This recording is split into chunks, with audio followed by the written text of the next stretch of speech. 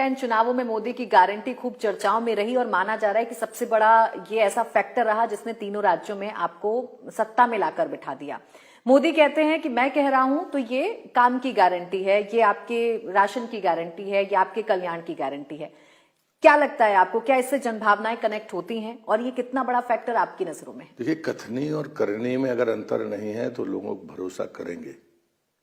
मैं जब कहता हूं कि मातृशक्ति का सम्मान या गरीब कल्याण, जिस व्यक्ति को प्रधानमंत्री आवास मिला, जिसकी छत टपकती थी, वो दर्द जानता है कि मेहनत से कमाया हुआ अनाज भी सड़ जाता था तो दूसरे के यहाँ रखता था। वो, मैं किसान हूं, मेरे मोहल्ले में कोई मजदूर मेरे बंडे में आकर इसलिए अनाज रख देता था कि 4 महीने सुरक्षित रहेगा और 4 महीने बाद में उठाकर ले जाऊंगा।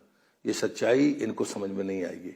दूसरी बात होती है कि जब कभी हमने शौचालय दिए हों, किसी गरीब आदमी से पूछिए कि वो बना सकता था क्या। अगर हमने उसको उज्ज्वला गैस कनेक्शन दिया तो स्टेटस सिंबल था गैस। हमने अपनी आंख से देखा है, मैं सांसद बना हूं 34 साल पहले, अच्छे अच्छे लोग हमसे कूपन लेने आते थे, पैसा पूरा लगता था। ये सच्चाई है जिसे लोग भूल नहीं सकते। जल जीवन मिशन, घर में पानी, मैं दमोह का सांसद हूं जहां बुंदेलखंड में एक एक बूंद को लोग तरसते थे। आज वो कवरेज 80% है। 100 मीटर को लिफ्ट करके पानी हमने आदिवासी क्षेत्रों में पहुंचाया। महिला आरक्षण लालीपाप था, उसको करने का मतलब है कि हम ये रूढ़ियों को सिर्फ मुगलों की गुलामी का दोष मानते हैं। हमारी परंपरा में मातृसत्ता सर्वोच्च सत्ता है। अभी तो इतना ही हुआ है, हम और आगे जाने वाले हैं, ये बात आप मानकर चलिए। ये जो गारंटी इतनी बड़ी बड़ी दी, इससे पहले की सरकारें भी गारंटी देती आई हैं, अब सरकार गठन आप लोग करने जा रहे हैं, तो कोई रोड मैप आप लोगों ने तैयार किया है कि ऐसे एक एक गारंटी को पूरा करना है? भारत सरकार की नीतियों को पूरी तरह से सैचुरेशन के साथ में इम्प्लीमेंट करना। मध्य प्रदेश सुंदर राज्य है, संभावनाओं वाला राज्य है, संसाधनों वाला राज्य है, और इससे अलग, ये तो शायद बाकी जगह राज्यों में भी हो सकता है, लेकिन उससे बेहतर बात है कि हम शांत राज्य हैं। हमारे यहाँ कोई भाषाई या क्षेत्र की नस्ली बातें नहीं होती हैं। दूसरा, जो मध्य प्रदेश है वो भौगोलिक दृष्टि से बीचों बीच है, तो हम बेहतर सप्लाई चेन है। हमारा पानी अच्छा, हमारा अनाज अच्छा, हमारे जंगल अच्छे। हमने पर्यावरण की रक्षा के साथ विकास का मॉडल तैयार किया है। विरासत भी हमारे पास है, खजुराहो के मंदिर हो या ओरछा का राम राजा मंदिर हो या महाकाल हो, हजारों साल पुरानी विरासत भी हमारे पास है। इसलिए विकास का मॉडल भी है, विरासत के साथ है, लेकिन और अवसर है हमारे पास। हम मध्य प्रदेश को देश में नंबर 1 का राज्य बनाने में की सामर्थ्य रखते हैं, ये सच्चाई है। अच्छा, इस बार का जो चुनाव था प्रहलाद पटेल जी, वो जो वोटर था बड़ा साइलेंट था, कोई मूड नहीं समझ पा रहा था, लेकिन मेरी आपसे जितनी बार बात हुई आप बड़े कॉन्फिडेंट थे कि हम मध्य प्रदेश में सरकार बनाएंगे और अच्छे बहुमत के साथ बनाएंगे।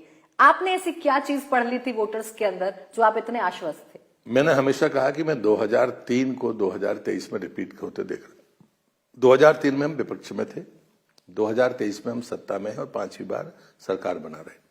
और उसके पीछे अगर कोई कारण थे तो मैंने उस समय भी पूरे मेरे किसी भी भाषण को उठाकर देखिए, मैंने कहा कि मोदी का पहला संकल्प है गरीब कल्याण, जिसकी मैंने चर्चा आपसे की है, लेकिन इतने विस्तार से मैं नहीं बोल पाया था। मैं चाहता हूं कि इस पर बहस होनी चाहिए। दूसरा था महिला सशक्तिकरण, और हमने अपनी श्रेणियां गिनाई थी जो मैंने आखिरी में आपको कहा है। तीसरा था कि हमारे बच्चों का भविष्य हमसे बेहतर हो, इसके किए बगैर आप देश का विकास नहीं कर सकते हैं। और चौथा था कि जो अर्थव्यवस्था की रीढ़ है किसान, क्योंकि हमारी कृषि ऋषि प्रधान व्यवस्था की कृषि है, और इसलिए वो उसे सम्मान भी मिले और उसकी उपज की कीमत उसे मिले। ये 4 ही स्तंभ थे। हमने यहाँ पर केंद्र में, अगर मैं महिला सशक्तिकरण की बात करूंगा तो शौचालय है, गैस कनेक्शन है, जल जीवन मिशन है, प्रधानमंत्री आवास है या आरक्षण है। वहां पर हम बेटी पैदा होती है और वहां से लेकर लाडली बहना तक हम लगातार जाते हैं। तो ऐसा नहीं है कि मॉडल नहीं, मॉडल से एक है, काम करने इम्प्लीमेंटेशन के तरीके योजनाओं में एक रूप हो सकते हैं, ये प्रमाण है। और इसलिए हम मानते हैं कि राज्यों के अंदर अगर मिलकर काम करते हैं तो उसके परिणाम दिखते हैं। मॉडल का जिक्र किया, कमलनाथ अपने छिंदवाड़ा मॉडल का जिक्र करते हैं। इस बार भी छिंदवाड़ा आपके लिए आसान नहीं रहा, इस बार भी छिंदवाड़ा की जो सीटें आपके फेवर में नहीं रही। आपका ये मॉडल, आपकी जन कल्याणी योजनाएं छिंदवाड़ा में जाकर कैसे फेल हो जाती हैं? भ्रष्टाचार का मॉडल नहीं होता, लालच का मॉडल नहीं होता। खुद कमलनाथ जी को वहां पर कम से कम शायद 11 दिन रुकना पड़ा है, और उन्होंने जो किया है, अब वो थक गए हैं। आप देखना आने वाले समय में उनका भविष्य, उनका और उनके बेटे का भविष्य। और मैंने कहा था कि हम 7 सीटें जीतेंगे, लेकिन हाँ, हम एक 1600 से आ रहे हैं, एक 3000 से आ रहे हैं, एक 6000 से आ रहे हैं। वो जमाने चले गए जब कमलनाथ कहते थे कि हम 40,000 से जीते, खुद भी शायद 21,000 से जीत पाए।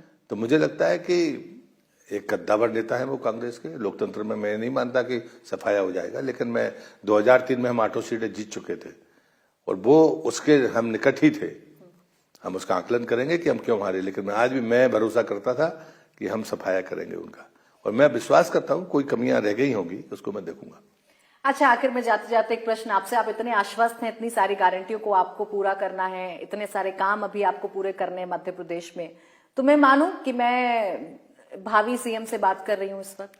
आज के दिन मुझे लगता है मैं गरीब कल्याण के अलावा कोई बात करने के लिए वो नहीं हूं, लेकिन ये सब पार्टी के फैसले होते हैं। हम नीतियों के साथ जनता के बीच में जाते हैं, व्यक्ति के नाते नहीं जाते हैं, और इसलिए कार्यकर्ता होने के नाते हम योजनाएं लेकर गए थे। हम अपने नेता और उनकी नीतियों को लेकर गए थे, जिसकी मैंने आपसे चर्चा की है। ये फैसला भी पार्टी करती है, प्रहलाद पटेल का काम नहीं है। चलिए, बहुत बहुत शुक्रिया प्रहलाद पटेल जी हमारे साथ जुड़ने के लिए, हमें वक्त देने के लिए। तो ये थे केंद्रीय मंत्री प्रहलाद पटेल जी, जो पूरी तरीके से आश्वस्त हैं। जन कल्याणकारी, गरीब कल्याणकारी जितनी भी योजनाएं हैं उन्हें जल्द से जल्द मध्य प्रदेश में पूरा किया जाएगा, और मध्य प्रदेश में जिस सुशासन की बात भारतीय जनता पार्टी करती है वही सुशासन आगे भी लागू रहे।